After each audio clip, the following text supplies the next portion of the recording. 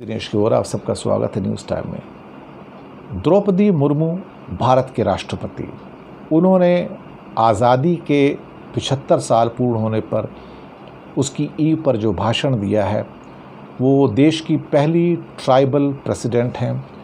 उन्होंने क्या संदेश दिया लोगों के नाम पे, उसे जानने की कोशिश करते हैं।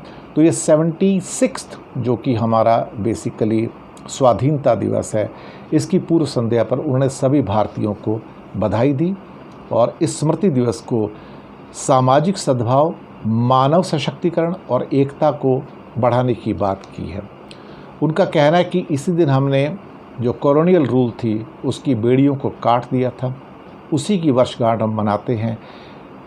उनको भी याद करते हैं जिन्होंने अपना सब कुछ इस देश की आज़ादी के लिए कुर्बान कर दिया।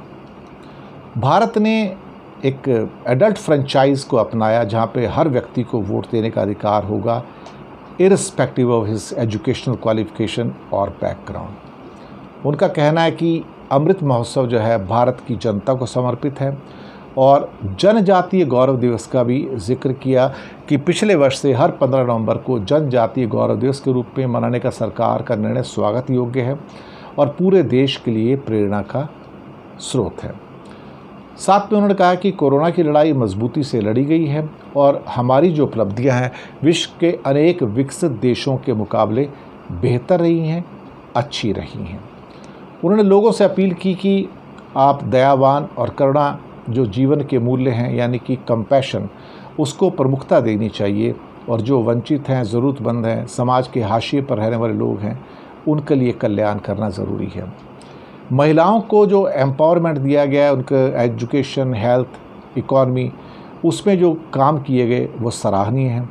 भारत का जो ट्रस्ट है, नया जो फेथ है, वो देश के युवा, किसान, महिलाएं, बच्चे, उन सब के हैं। उनकी बढ़ती हुई भागीदारी है, पंचायती राज है और उनका कहना है कि निर्वाचित महिला प्रतिनिधियों की संख्या पंचायती राज में 14 लाख से अधिक है। तो सारे देश की बहुत सी उम्मीदें हमारी बेटियों पर टिकी हैं। समुचित अवसर मिलने पर वे शानदार सफलता हासिल कर सकती हैं।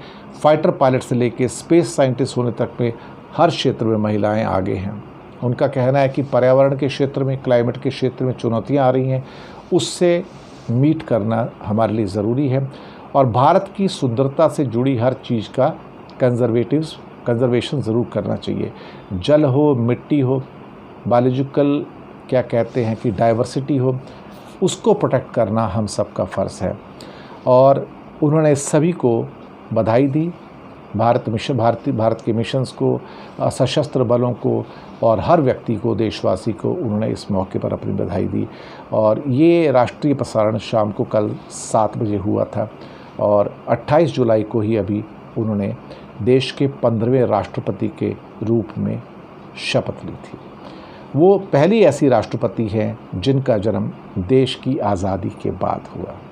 तो देखा जाए तो ये बहुत महत्वपूर्ण बात कही और हम इसका स्वागत करते हैं।